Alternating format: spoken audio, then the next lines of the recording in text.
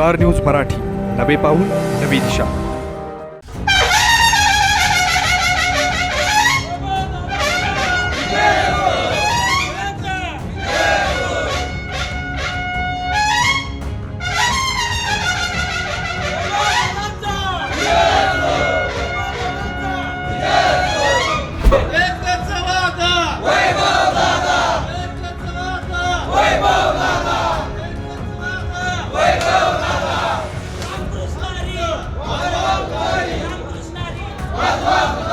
विरोधकांना मला एकच सांगायचं आहे, MIDCच्या मुद्द्यावर जे म्हणतात वारंवार त्यांचा एकच मुद्दा MIDCचा तुम्ही म्हणजे सुरुवात कोणाच्या काळात झाली हे तुम्ही आधी बघून घ्यावं, त्याच्यावरती परत तुम्ही बोलावं.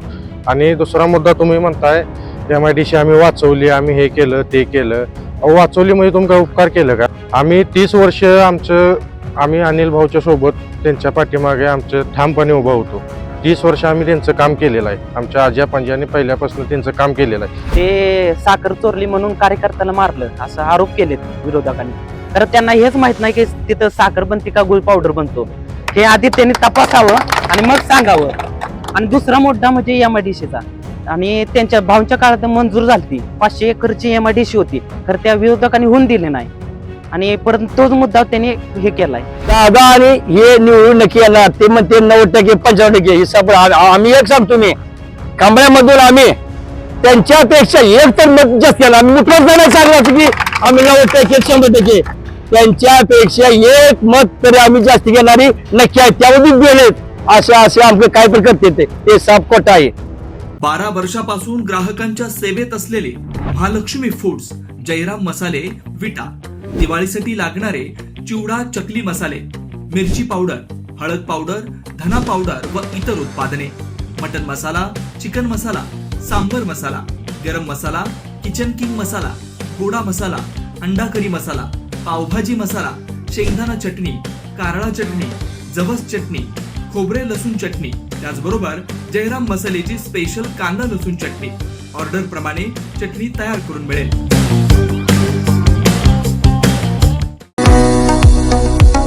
आता दातांच्या दुखण्यांचं टेन्शन सोडा.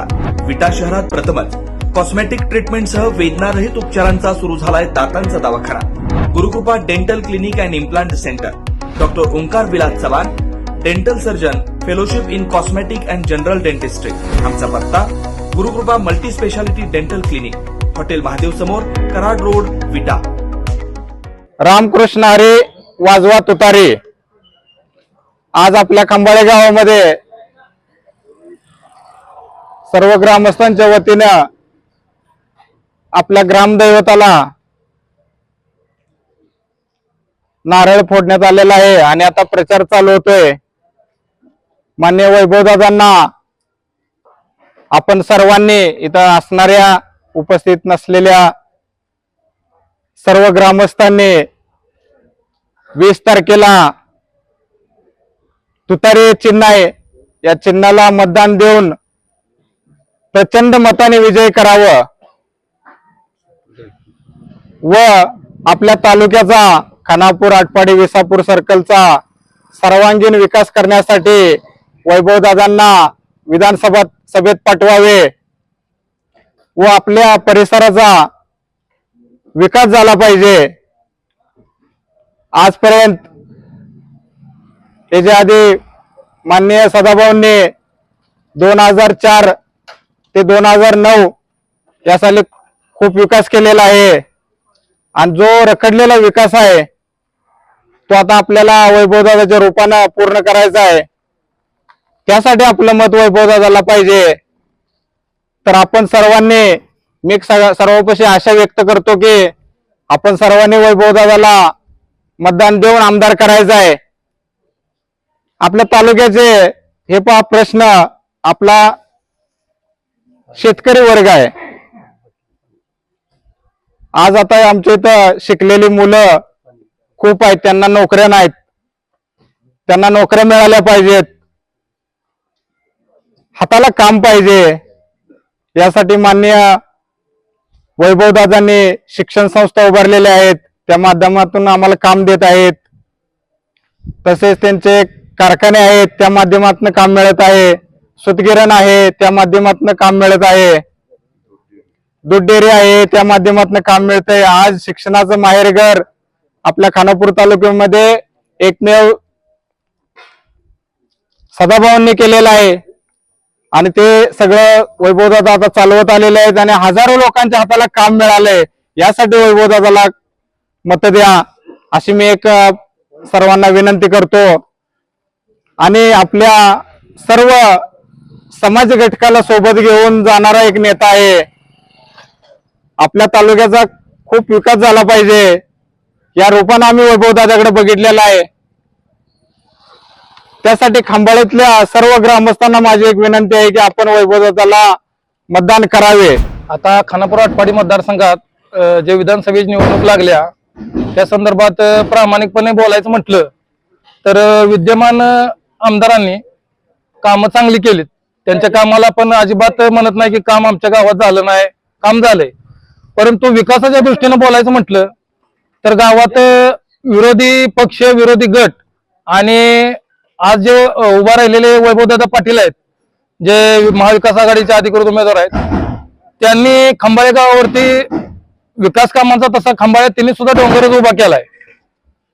तसा विचार करायला गेला तर इंजिनिअरिंग कॉलेज असेल, साखर कारखाना असेल आणि आता अजून सुद्धा खंबाळे गावातच त्यांचा एक मोठा प्रकल्प उभा करण्याचं नियोजन आहे.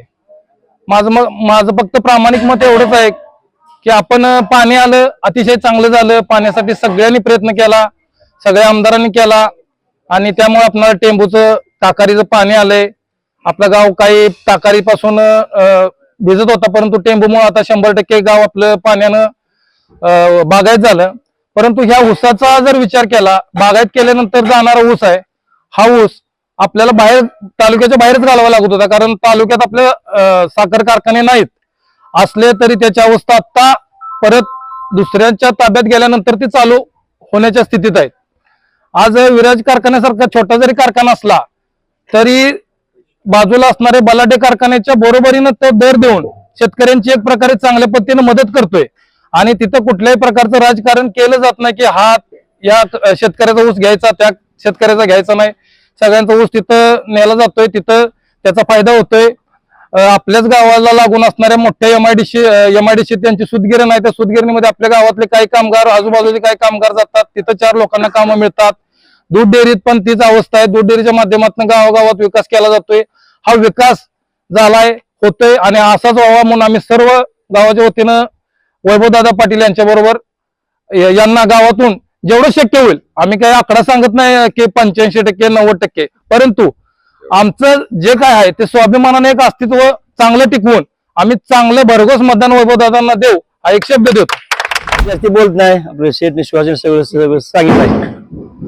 त्यामुळं आता हे विकासाबद्दल दादा आणि भाऊ हे काय केलंय हे इथल्या गावातल्या माणसाला माहिती आहे. ती एमआयडीसी काय काय केले म्हणतात, पण एमआयडीसीचा नारळ फोडला कोणी त्यांनी सांगावे, आम्ही सांगत नाही. ते एमआयडीसी जी म्हणतात नाही आम्ही आमची शेतकरी वाचवलं त्या एमआयडीसीचा नारळ फोडला कोणी 2 माणसं 2 हे ती त्यांची ओळखावं आणि पगामध्ये एमआयडीसी आम्ही घालवली, भावनी घालवली. ही साप खूप खोटा आहे. नारळ फोडला हेनीच आणि हेनीच केली बनती. जमिनी तुमच्या तिथं जाणार होत्या ते वाचलं असं ते म्हणतात. हा ते म्हणतात, परंतु नारळ फोडला कोणी? त्यांच्या माणसाने फोडला ना. नारळ फोडला त्यांचे 2 माणसाने फोडलेला आहे आणि जमीन तिने वाचवल्या. जमिनीचा विषय ना वाचवत चांगला आहे. त्यांचे आज विषय ती जमिनीशी मिळवे. हा एमआयडीसी म्हणजे सारी एमआयडीसी पुन्हा तुमचं ते आजपर्यंतचा इतिहास आहे. ज्या वेळेला आम्ही सर्व एकत्र होतो, आम्ही अनिल बाबर गटातच होतो, ज्यावेळेला आम्ही सर्वजण एकत्र होतो त्यावेळेला गावामध्ये बूथ नसताना सदाशिव भाऊ पाटील यांना 293 मतदान पडले. गावातून 293 मतदान पडलंय आणि विरोधक आज म्हणते ती 90%, 85%. मला सांगा, ह्यांनी आमच्या खंबाळे गावातील ग्रामस्थांना म्हणजे गृहीतच धरले, म्हणजे पैशाच्या जोरावर गृहीतच धरले. म्हणजे आमची जनता एवढी काय म्हणजे हे नाही, नालायक नाही की पैशाच्या वर मतदान करेल किंवा काय करेल. जनता सुद्धा न्याय आणि 100% याचा रिझल्ट तुम्हाला 23 तारखेला खंबाळे गावातून कळेल. आता एमआयडीसीचा मुद्दा काय प्रचार चालू केलाय की एमआयडीसी सदाभाऊनी जमिनी लुटल्या किंवा काय केलंय. ज्या वेळेला नारळ फोडला, त्यांच्याच नेत्याने नारळ फोडला आणि त्यांनीच विस्ताराचा प्रस्ताव दिला. सदाशिवभाऊ पाटील यांनी फक्त त्याचा विस्तार केलाय. आणि जमिनी कोणी दिली अगोदर? MIDCच्या जमिनी अगोदर MIDC दिल्या आणि आता त्यांच्या जाहीरनाम्यात आहे की विटा MIDCचा विस्तारीकरण. म्हणजे ही जनतेला खोटं बनवायचं काम चालू आहे आणि ह्याचं उत्तर फक्त 23 तारखेला मिळेल एवढं सांगतो. वैभव दादांनाच निवडून द्यावं आमच्या अपेक्षा. आम्ही कसं आहे, गावात जरी राहिलो देवळा पुढेच असते. देवाला साक्ष ठेवून सांगेन की आम्ही सगळ्याच ह्याच्यात असते, पण ही विरोधक लोक कसे आहेत, गावात राहते. ग्रामपंचायत निवडणूक वेगळी असते, ही वेगळी आहे. ज्याचे त्याच्या इच्छेचा प्रश्न आहे की जो कुणीही काम केलं तरी आपल्या गावचा विकास व्हावा असं आमच्या अपेक्षा. आम्ही आज पात्र ह्यांच्याच मागे पडत होतो की नाही असं काय नाही, पण आता ही पोरं कशी म्हणते की जो कुणीही निवडून येऊ द्या, आपल्या गावचा विकास झाला पाहिजे. आणि जमिनी वाचवल्या ह्यांचा कालवा आहे. टेंबूचं पाणी आणलं, पण पाया कोणी घातला? मेन पाया कोणी घातला अगोदर? पुढाऱ्यानेच घातला ना. त्याच्या मागे आता हे वसा चालेल म्हणून त्या वशाचं लगेच नाव आपण घ्यायचं नसतं की पूर्वीच्या जिने पाया घातला ते काम चालू राहिलं आणि सगळ्यांचाच शेतीचा प्रश्न सुटला. सगळ्यासाठीच त्याने केले. कारखाना झालं तरी पण आपण वसीतच घाली होती, तिने काही विरोध केला नाही. तिने एकदाच ठामपणे सांगितलं की सदाभाऊनी की मी अजिबात टन मारणार नाही. किती महत्वाचं आहे बघा. आता आपण लांब ऊस घालवतोय, दर मिळतोय, पण टन किती मारतय? म्हणजे आपला कुठं फायदा कुठं तोटा. अशा नेत्यांनाच आपण निवडून देऊया एवढेच बोलते मी. जे आमचे विरोधक सांगतात की विकास केला, पहिला मुद्दा मी सांगतो विरोधक असणे आमच्यातल्या की विकासात 80-90% आमचा वाटा आहे पहिल्यांदा ह्या गावच्या विकासासाठी. पण परंतु तुम्हाला सांगतो, एक सदाशिवभाऊ पाटील यांनी कारीशेड विटा स्टँड वरती उभा केलेलं होतं. त्याच्यावर कलर मारून माझ्या मते वाटतं 1-6 महिने झाला असतील की त्यांचं नाव दिलंय. मी असाला विकास असतो, मला तेवढं सांगावं तुम्ही. विरोधकांनी एवढंच माझं बोलणं. वैभवदादा पाटील यांचे सर्व कार्यकर्ते यांनी ताकदीने यावेळेस वैभवदादांना आमदार करण्याचा निर्णय घेतलेला आहे. गावातली सर्व विरोधकांचं मत काय आहे की ह्यांनी गावाचा विकास केला मान्य आहे. 10 वर्ष एक हाती सत्ता गावात. त्याच्या अगोदर कधीही अनिल भाऊंना ह्यांनी गावातनं लीड नव्हतं. फक्त एकनिष्ठ सगळ्यांनी एकजुटीनं 10 वर्ष एक निष्ठेनं ह्यांचं काम केलं. फक्त त्याचं परिवर्तन म्हणजे ह्यांनी माणसांचा विकास केला नाही, ह्यांनी ठेकेदारीचा विकास केला. म्हणजे ह्यांचा स्वतःचा व्यवसाय आणि सत्य स्वतःसाठी ह्या गोष्टीसाठी ह्यांचा विकास केलेला आहे. कळलं का? म्हणजे दुसरी गोष्ट म्हणजे आता MIDCचा मुद्दा ते मांडते. ते MIDCचा मुद्दा महत्वाचा म्हणजे नारळ फोडला कोणी, आणि दुसरी गोष्ट म्हणजे मंजूर कुणाच्या काळात झाली आणि काम कुणाच्या काळात उद्भवलं, हे महत्वाचा विषय आहे. बरे म्हणते ते विरोधक म्हणते ते काय नेत्यांनी जमिनी लोबाडल्या, तो व्यवहाराचा भाग आहे. कुणी 1 लाख रुपयेनं त्यांच्यापाशी गेलं, व्यवहार केला. सुरुवातीला कुणी म्हणजे जमिनी तुम्ही त्यांच्यापाशी गेला की बाबा आमची जमीन घेताय का म्हणून नेत्यांनी तुमची जमीन घेतली. असे काही नेता तुमच्याकडे आला नव्हता की माझी तुमची जमीन द्या आणि दांडगावाने घेतो. असं एखादं उदाहरण तर सांगा तुम्ही की बाबांनो नेत्यांनी जबरदस्तीने तुमच्याकडे जमीन घेतल्या. विकासाचे मुद्दे आपल्याकडे खूप आहेत. माजी आमदार संपतराव नाना माने यांनी आपल्या तालुक्यात पहिला नागेवाडीचा कारखाना उभा राहिला. त्या कारखान्याचं नुकसानीमध्ये आणला. शेतकऱ्यांच्या कष्टातनं हा उभा राहिलेला कारखाना, शेतकऱ्याला अडचण झाली आणि तो विकला गेला कारखाना. सहकारी संस्था तुम्ही आज व्यवस्थित चालवत नाही, तर विरोधकांनी ह्याच्यावर पहिलं आम्हाला उत्तर द्यावं व्यवस्थित. मान्य संपतराव नाना मानेंच्या कष्टातून उभा राहिलेला कारखाना खानापूर तालुक्यामध्ये जर तुम्ही आज संपवत असला तर तुम्हाला आमचा प्रश्न आहे की तुम्ही आम्हाला विचारूच शकत नाही.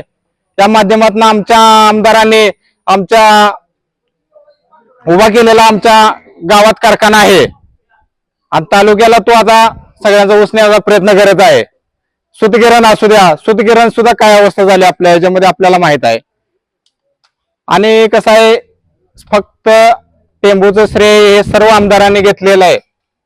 सर्व आमदाराला मिळणारच ह्याचं श्रेय, का तर सर्वांनी ज्या त्याच्या आमदारकीच्या कालखंडात प्रत्येकानं कष्ट घेतलेलं आहे आणि ती योजना पूर्ण झालेली आहे. कोणी एक सुद्धा स्वतः आम्ही केली असं म्हणू शकत नाही का, तर याला प्रत्येक आमदाराचा 1995 सालापासून बघा आपण योगदान आहे. माननीय नागनाथ अण्णा नाईकवाडे असतील, राजेंद्र अण्णा असतील, त्यानंतर मान्य सदाभाऊ असतील, त्यानंतर अनिल भाऊ असतील, त्यानंतर कडेपूरचं मान्य संपतराव अण्णा. आम्ही शाळेत विटा हायस्कूलला जाताना बघत होतो की